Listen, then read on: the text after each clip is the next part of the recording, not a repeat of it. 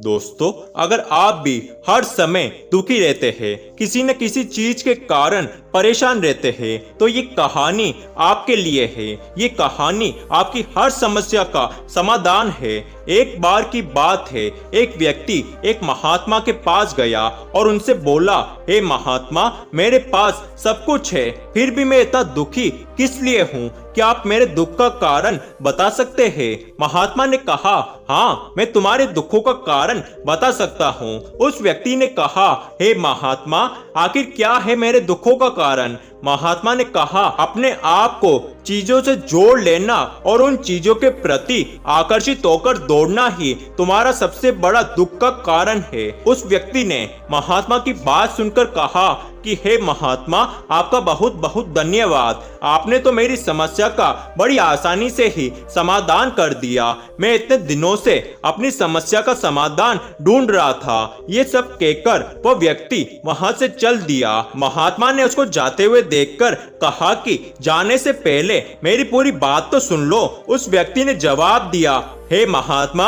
मैं आपका इशारा समझ गया और समझदार व्यक्ति को इशारा ही काफी होता है। ये कहकर वो व्यक्ति वहां से चला गया। एक महीने के पश्चात वह व्यक्ति फिर से महात्मा के पास आया और इस बार वो व्यक्ति पहले से भी ज्यादा दुखी लग रहा था। वो व्यक्ति आकर महात्मा के पैरों में गिर गया और उनसे बोला, हे महात्मा, मैंने आपके कहे अनुसार ही किया, लेकिन मुझे सुख तो नहीं मिला, बल्कि मेरा दुख और मेरी परेशानियां पहले से भी ज्यादा बढ़ गई। महात्मा ने उस व्यक्ति से पूछा, तुमने ऐसा क्या किया जो तुम पहले से भी ज्यादा दुखी हो गए? उस व्यक्ति ने जवाब दिया, हे महात्मा, मुझे अपने परिवार और अपने दोस्तों और अपने रिश्तेदारों से दुख मिल रहा था, इसलिए मैंने उन सभी को छोड़ दिया। सब कुछ छोड़ने के बाद कुछ दिन तो मुझे अच्छा लगा, परंतु कुछ दिनों के बाद मुझे धीरे धीरे सबकी याद आने लगी। अपने माता पिता, अपनी पत्नी, अपने बच्चे, यहाँ तक कि मुझे अपने दुश्मन भी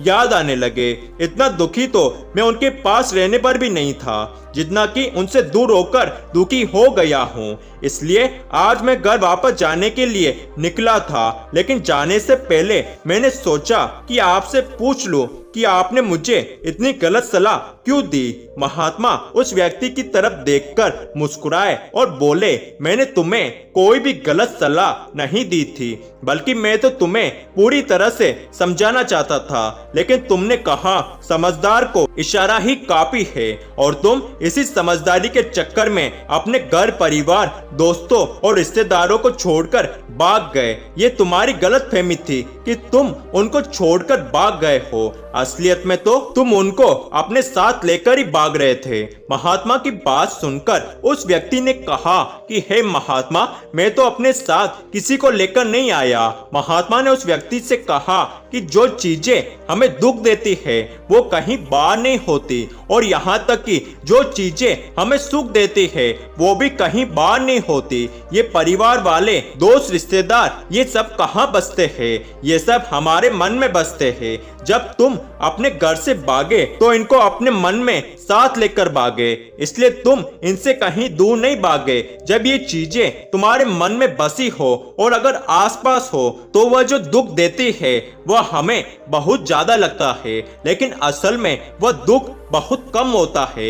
लेकिन जब हम इन चीजों से दूर हो जाते हैं या उनको छोड़कर भाग जाते हैं, तब मन इन चीजों को पाने के लिए फिर से प्रयास करने लगता है, और तब ये चीजें बहुत ज्यादा दुख देती है। उस व्यक्ति ने कहा कि हे महात्मा, तो फिर मैं क्या करूं? चीजों के साथ रहूं तो दुख, चीजों को छोड़कर जाऊं तो भी दुख। क्या मैंने सिर्फ दुख उठाने के लिए ही जन्म लिया है? उस व्यक्ति की बात सुनकर महात्मा जोर जोर से हंसने लगे और उसके बाद उस व्यक्ति से कहा, हाँ, तुम्हारी ये बात तो बिल्कुल सच है। इस दुनिया में सभी सिर्फ दुख उठाने के लिए ही जन्म लेते हैं, पर ये बात भी बिल्कुल सच है कि दुख के बाद ही सुख है और सुख के बाद फिर से दुख है। जिन चीजों में हमें सुख नजर आता है, थोड़े समय के बाद वही चीजें हमारे दुख का कारण बनती है। ऐसे ही जिन चीजों में हमें दुख नजर आता है, वही चीजें कुछ समय बाद हमारे सुख का कारण बन जाती है। उस व्यक्ति ने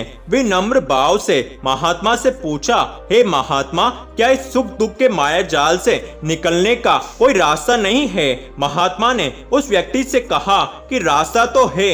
अगर तुम इस दुनिया में रहना चाहते हो, सबके साथ रहना चाहते हो, तो तुम्हें एक काम करना होगा। इस दुनिया में ऐसे रहो जैसे तुम इस दुनिया में अकेले हो। सबके साथ रहो लेकिन अकेले रहो। उस व्यक्ति ने कहा, हे महात्मा, ये कैसे हो सकता है?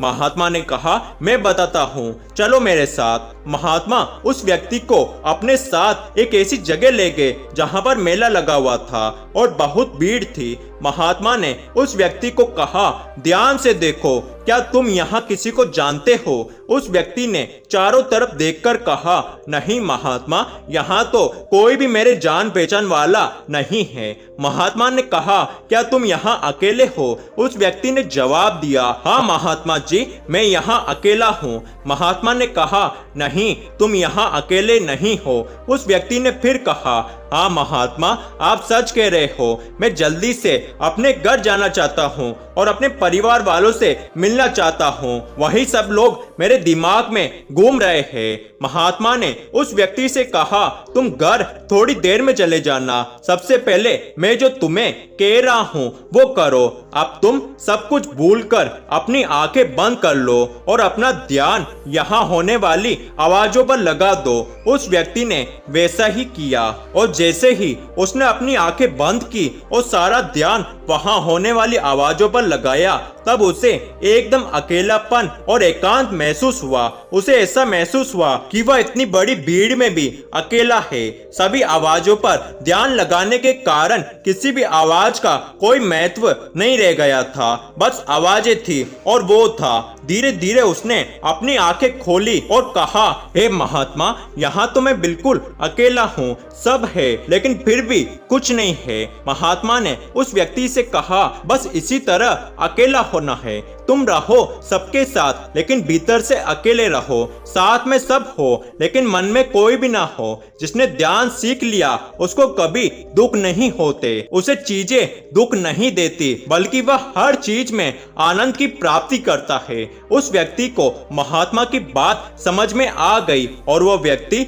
वहां से अपने घर चला गया।